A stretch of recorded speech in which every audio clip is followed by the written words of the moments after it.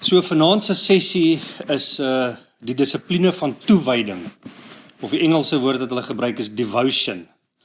Nou met ons sessie 2 weke terug het ons gekyk na die dissipline van die mind of jou gedagtes, en toe het ons gesels dat daar so baie stemme van buite af dat ons moet ons eie gedagtes herprogrammeer. Om hierdie stemme van die wêreld uit te kry, moet ons gedagtes herprogrammeer met die dinge van God. En die vers waarna ons gekyk het 2 weke terug was 1 Korintiërs 2 vers 16 wat sê, want wie het die gedagte van die Here geken om vir hom te kan voorskryf, wat ons betref, ons het die denkwyse van Christus. Nou, alhoewel ons ingestel is om die denkwyse van Christus te hê, die nuwe lewende vertaling sê, want ons is ingestel om soos Christus te dink. Nou, sowel ons ingestel is om so te dink, moet ons self programmeer om so te dink, want ons nuwe natuur, met wedergeboorte het ons 'n nuwe natuur gekry, wat vir ons die vermoë gee om soos Christus te dink, omdat die Gees van God binne in ons woon. Maar om soos Christus te dink, kom nie natuurlik nie. En dit is hoekom dit deel van hierdie dissiplines is, want ons moet onsself dissiplineer, en om so te dink, en as ons dan kyk na 2 weke terug, die gedagtes, dan moet ons herprogrammeer deur toewyding. En die vers waarna ons gaan kyk, of die ankervers vanaand is Romeine 12 vers 1, en ek gaan vir ons die vers uit die nuwe lewende vertaling uit lees. Dit sê, nou wil ek julle baie ernstig vra, broers en susters, as julle dink aan alles wat God in sy groot barmhartigheid vir julle gedoen het, gee dan julself aan hom as 'n lewende en heilige offer. Dit is die soort offer waarvan hy hou, en wat julle diens aan God werklik sinvol maak. Nou, hoe gaan ons onsself programmeer? Hoe gaan ons diensbaar wees? Hoe gaan ons onsself as 'n heilige offer gee? Deur om toegewyd te wees aan die woord van God en om toegewyd te wees aan God. En wat belangrik is vir ons om hier te weet is dat toewyding gaan alles in jou lewe beïnvloed. Hoe meer jy jouself blootstel aan God, hoe meer sal God se waarheid, God se liefde, God se compassion, God se integriteit en al Christus se ander eienskappe sal afsmeer op jou, hoe meer tyd jy saam met in God se woord en saam met God spandeer. So die nog 'n voordeel van toewyding is hoe meer toegewyd jy aan God is, hoe meer sal jou wil verander in lyn met die wil van God. En dit is waar ons as manne wil wees. En die skrywer van hierdie boek het 'n voorbeeld gebruik van as jy in 'n roeibootjie sit en jy het 'n anker met 'n tou en jy gooi die anker, ekskuus, ek wil net gou iemand inlaat hierso.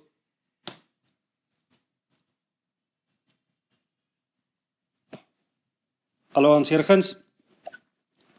Hallo François. Gaan dit? Goed self. Goed, man, ons het al begin. Ons is besig met die dissipline van toewyding. So wat gebeur, of die voorbeeld wat die ou gebruik is, jy sit in 'n bootjie, in 'n roeibootjie en jy het 'n tou met 'n anker en as jy hierdie tou gooi na die kant toe en hy hak aan die kant vas en jy trek aan die tou, dan kom die kant nie nader na jou toe nie, maar jy gaan nader na die kant toe. En dit is wat gebeur met toewyding. Wanneer jy tyd spandeer in die woord van God, dan skuif jy al hoe nader na God toe. En dit is die doel van hierdie toewyding van ons. Nou, ons het nou in die laaste klompie weke al genoeg gesels in hierdie reeks dat dit vir ons manne baie moeiliker is om hierdie tipe dinge te doen. Ons het oor die algemeen minder dissipline wanneer dit kom by geestelike dinge as wat ons vrouens het. So hierdie is vir ons baie belangrik om op hierdie punt te fokus, toewyding.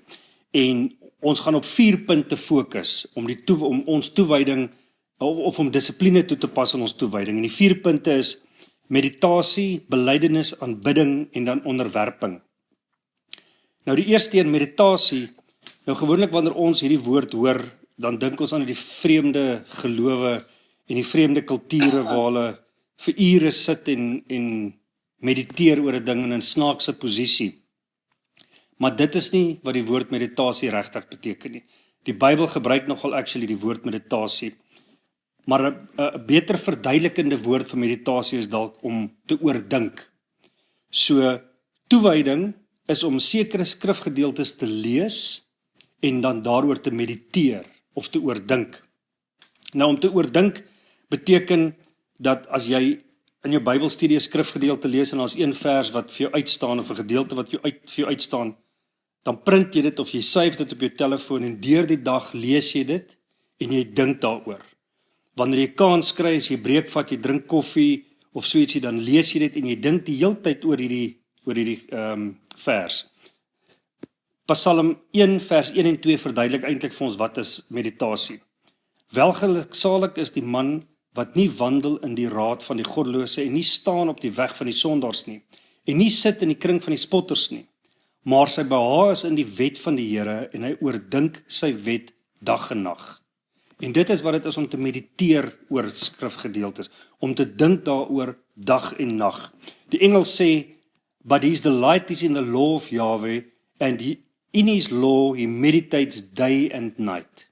So hierdie mediteer, die toewyding van meditasie is om 'n skrifgedeelte te vat of 'n vers te vat en dit te oordink en regtig daaroor te bid en dag en nag daaroor te dink en dit te lees en so nie dat ons God toestemming kan gee nie, maar deur op te oordink gee jy vir God die geleentheid om 'n vers by jou vas te lê en om die impak en die implikasie daarvan vas te lê by jou.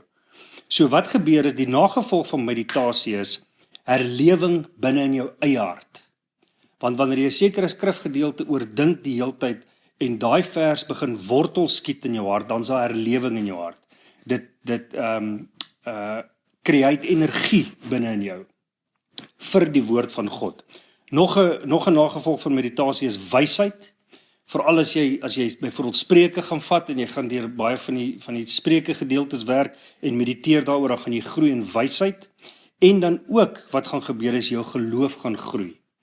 Want jy gaan byvoorbeeld by verse kom waar daar beloftes van God is en jy gaan mediteer daaroor en dan gaan jy jou geloof in God gaan net begin groter en groter word en dit gaan groei, omdat jy hierdie skrifgedeeltes oordink die hele tyd. In Deuteronomium 32 vers 46 en 47 het Moses vir die volk Israel iets gesê en hoor hierso wat sê hy vir hulle. Gee ag op al die woorde waarmee ek julle vandag waarsku, dat julle dit julle kinders beveel om al die woorde van hierdie wet sorgvuldig te hou, want dit is geen vergeefse woorde vir julle nie, maar dit is julle lewe. En dit is uit hierdie oogpunt uit wat ons toewyding aan die woord met God, vir die woord van God moet hê, want dit is ons lewe. As ons sê ons is kinders van God en ons sê ons is Christene, dan moet ons die woord van God gebruik en hanteer asof dit ons lewe is.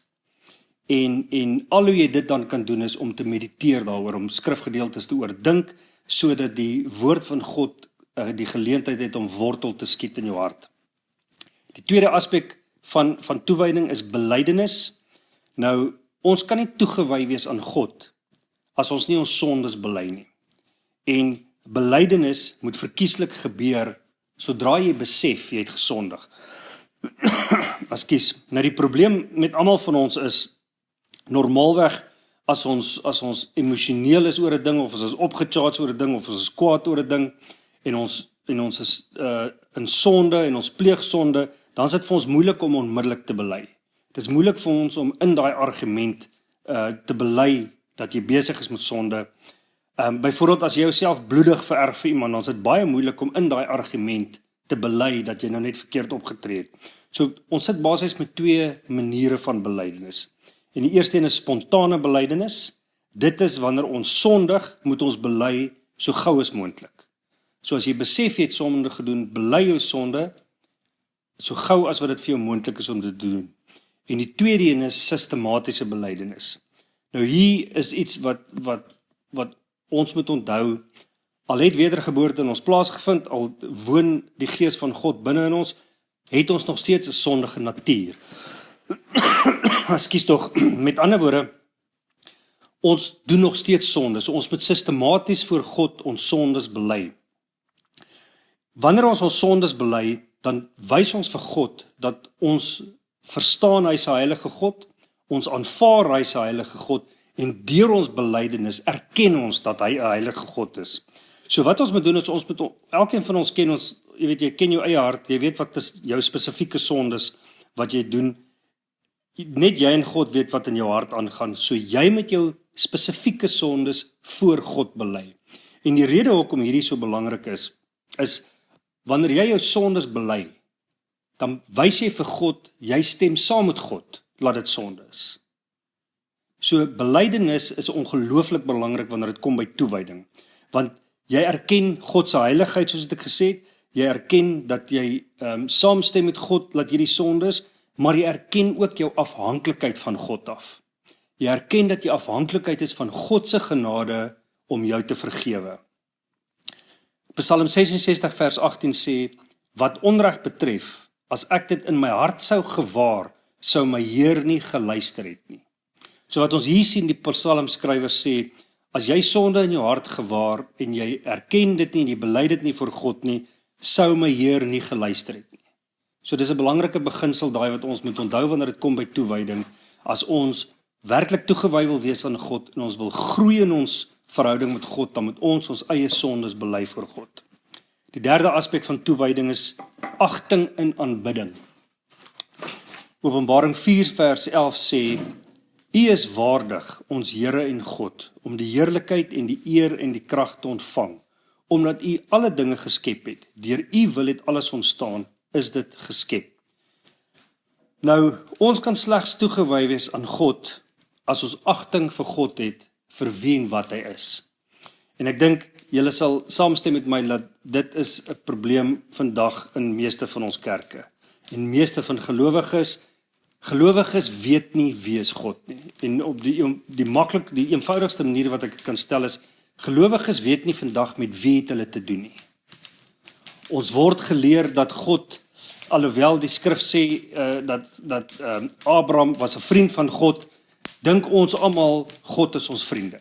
Jesus het gesê hy is die vriend van mense. En nou daar's 'n verskil tussen ek kan jou vriend wees, maar jy's byvoorbeeld nie my vriend nie. As jy byvoorbeeld 'n baas het, jou baas kan jou vriend wees, maar jy's nie jou baas se vriend nie. En dis baie die verhouding met Christus ook so, waar agting kom tekort. Waar ons vergelyk ons verhouding met mense, dan trek ons daai aspekte van die verhouding oor na God toe, en dis hier waar dan geweldige probleme inkom met ons verhouding met God, en ons agting vir God. Ons sien byvoorbeeld op baie plekke in die psalms, dat God in sy volle glorie beskryf word in sy skepping.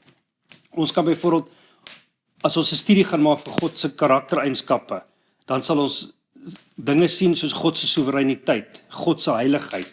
As jy byvoorbeeld die gemiddelde gelowige vandag gaan vra, wat beteken dit werklik as die skrif sê God is soewerein? Dan gaan hulle nie werklik vir jou kan sê nie. As jy byvoorbeeld vir iemand gaan vra, wat beteken dit as die skrif sê, die engele wat sê in heilig, heilig, heilig. Weet ons werklik wat beteken dit as God heilig is? Ander aspekte van alomteenwoordigheid. Jy weet, ons almal weet, as alomteenwoordig, dan beteken dit, maar weet jy, God is orals. Maar besef ons die impak daarvan, dat God orals is. As ons sê God is alwetend, besef ons die actual implikasie van die feit dat God alwetend is. En hierdie is konsepte en aspekte en karaktereienskappe van God wat ons werklik moet bestudeer, sodat ons hom kan leer ken, want dan sal ons agting vir hom hê. Dis byvoorbeeld met die evangelie van Christus, as jy vir die gemiddelde gelowige gaan vra, wat is die evangelie van Jesus Christus? Dan 9 uit 10 keer gaan jy nie die hele evangelie hoor nie. En dit is eenvoudig omdat mense dit nie ken nie. Hulle maak nie 'n studie daarvan nie. En wat gebeur is, as ons na die evangelie kyk, as jy nie die evangelie werklik verstaan nie, verstaan jy werklik genade.